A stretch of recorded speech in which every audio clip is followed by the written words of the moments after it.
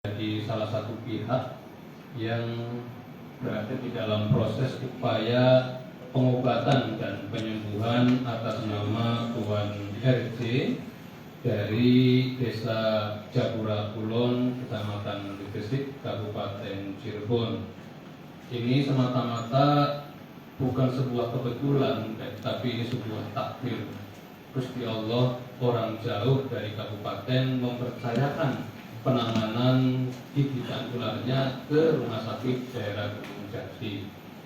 Berapa banyak puskesmas yang dilewati, berapa banyak rumah sakit yang dilewati perjalanan dari Japura Kulon ke Gresik ke rumah sakit daerah Gunung Jati. Tapi akhirnya nyampe ke rumah sakit daerah Gunung Jati, dan rumah sakit daerah Gunung Jati merupakan bagian dari upaya pengobatan dan pertolongan atas pasien Pak Tuan RJ.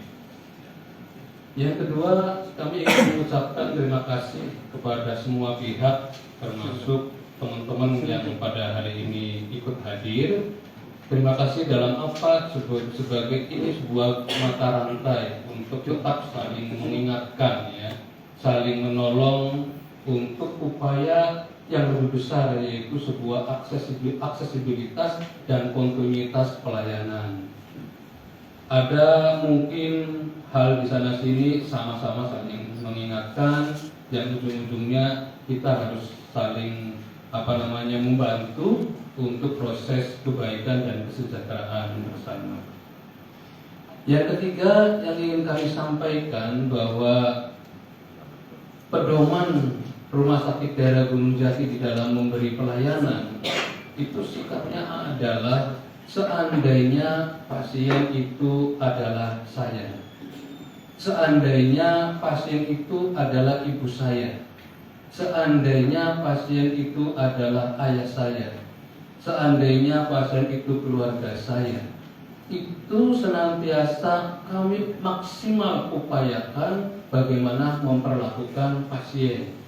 Mungkin hal yang sama bagi teman-teman, seandainya rumah sakit itu saya, seandainya rumah sakit dokter itu saya, juga mungkin harus ada melalui pendekatan yang hampir sama. Seandainya pasien itu adalah saya.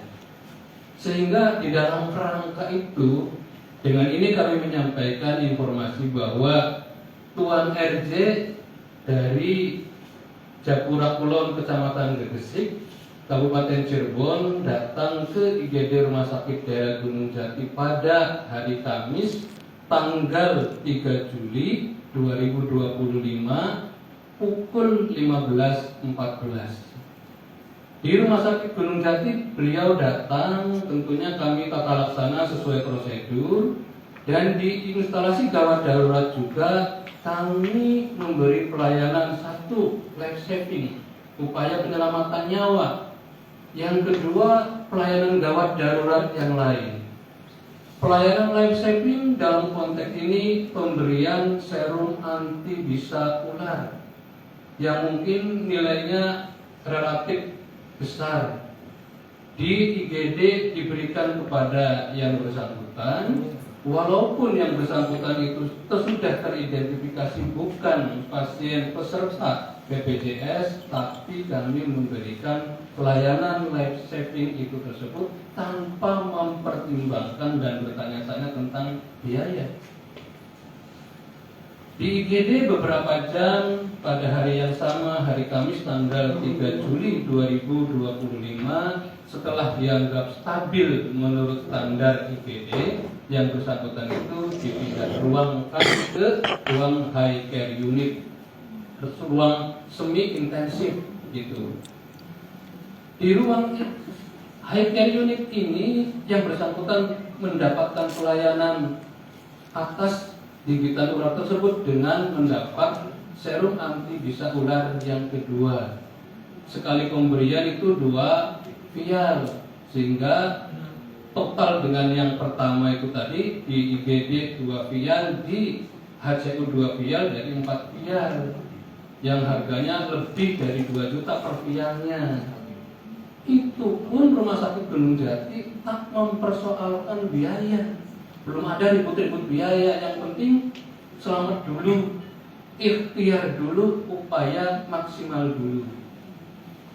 Di high care unit atau HCU dari mulai Kamis sore habis maghrib sampai Minggu sore. Minggu sore itu tanggal 6. Iya.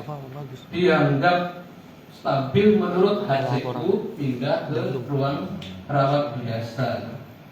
Di ruang rawat biasa karena Minggu sore beberapa pelayanan rawat inap, hari Seninnya itu dokter penanggung jawab pasien visit. Dan dari hasil visit itu kepada yang bersangkutan diperbolehkan pulang besoknya, Selasa tanggal 8. Nah, mulai di ruang rawat inap tanggal 7, petugas kami di ruangan maupun petugas kami yang ditugaskan sebagai salah satu manajer pelayanan pasien atau MPP yang salah satu tugasnya meruang lingkupi tentang pembiayaan sudah berkomunikasi dengan pihak keluarga. Karena pasien ini dari awal sudah teridentifikasi bukan pasien peserta BPJS. Mulai hari Senin itu juga petugas kami, pegawai kami maupun MPP sudah berkomunikasi, tapi kebetulan yang menunggu pasien tersebut adalah orang tua laki-lakinya. Terhadap orang tua laki-lakinya itu disampaikan tentang pembiayaan yang mungkin relatif besar, karena tadi vial serum antibuserat bisa ular dalam 4 plafon, harganya sekian gitu. Tetapi tiap kali komunikasi dari orang tua laki-laki itu menginformasikan nanti nunggu ibunya saja, karena orang tua laki-laki dan orang tua perempuan itu sudah berpisah relatif lama dan si pasien itu ikut ibunya sejak kecil. Dari Senin berlangsung, Selasa juga begitu diinformasikan dan mendapat jawaban yang sama dengan selalu penekanan, Bapak, kalau di ruang rawat inap itu nambah hari itu nambah biaya, ya biaya kamarnya dan biaya lain-lainnya. Selasa tanggal 8 sama komunikasinya, bahkan sudah dimulai hari Senin itu juga sudah diinformasikan seandainya berketerbatasan di dalam pembiayaan ada cara lain, misalnya dengan cara bayar saham dan seterusnya yang dijanjikan dari awal.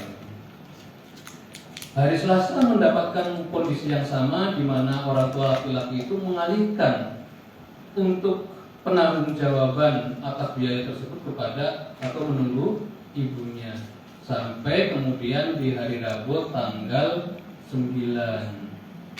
Di tanggal 9 itu diberikan informasi yang sama dan dari pihak keluarga itu mengajukan permohonan untuk berhenti pelayanan sebagai pasien rawat inap, ya, dengan belum ada kejelasan pembiayaan.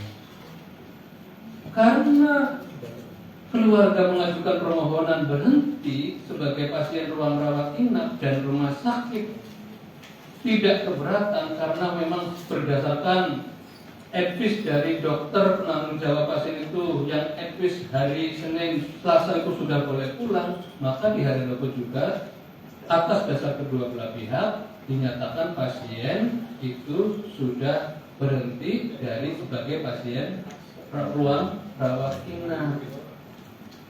Dari Senin sampai Rabu hak-hak pasien mendapatkan pelayanan perawatan termasuk makanan minumnya itu terpenuhi. Nah, setelah hari Rabu tanggal 9 itu karena dinyatakan berhenti sebagai pasien rawat inap, yang bersangkutan tidak didaftarkan sebagai pasien yang mendapat pelayanan makanan minuman pasien sampai hari Kamis menjelang beliau pulang. Jadi setelah hari Rabu sore itu sampai Kamis menjelang pulang, yang bersangkutan tidak berstatus sebagai pasien rawat inap, Pak. Karenanya pelayanan makanan minumnya diberhentikan atau dengan bahasa lain tidak mendapatkan pelayanan makanan minuman, dan sebelumnya sudah keluarga pasien menginformasikan akan membeli sendiri gitu kan. Sampai kemudian di hari Kamis terjadi penyelesaian administrasi bahwa yang bersangkutan itu membayar sebagian dari jumlah total yang sudah diinformasikan. Jadi ingin kami sampaikan bahwa Rumah Sakit Gunung Jati telah memberi pelayanan medis sesuai dengan kebutuhan medisnya tanpa mempersoalkan pembiayaan. Yang kedua, dalam hal penyelesaian pembiayaan atau pembayaran atas pelayanan kesehatan, Rumah Sakit Daerah Gunung Jati tidak menggunakan metode penahanan, tetapi menggunakan komunikatif dan partisipatif. Dari hari Senin itu sudah teman-teman kami yang bertugas di MPP, manajer pelayanan pasien dan petugas ruang sudah berkomunikasi. Kemudian yang ketiga, tidak ada penelantaran dan pembiaran terhadap kebutuhan pasien yang dimaksud, karena posisinya sejak hari Rabu sore itu sudah sebagai pasien, bukan pasien rawat inap, tetapi yang bersangkutan betah menunggu tempat tidur di ruang rawat inap. Barangkali itu poin-poin yang ingin kami sampaikan di dalam klarifikasi ini. Semoga menjadi pemahaman kita bersama. Sekali lagi kepada kami teman-teman untuk menggunakan pedoman seandainya pasien itu adalah saya, menjadi pedoman di dalam memberikan pelayanan kepada teman-teman yang lain, barangkali juga untuk menggunakan metode yang sama. Seandainya pasien itu adalah saya akan bagaimana setelah ditolong oleh Rumah Sakit Daerah Gunung Jati. Demikian.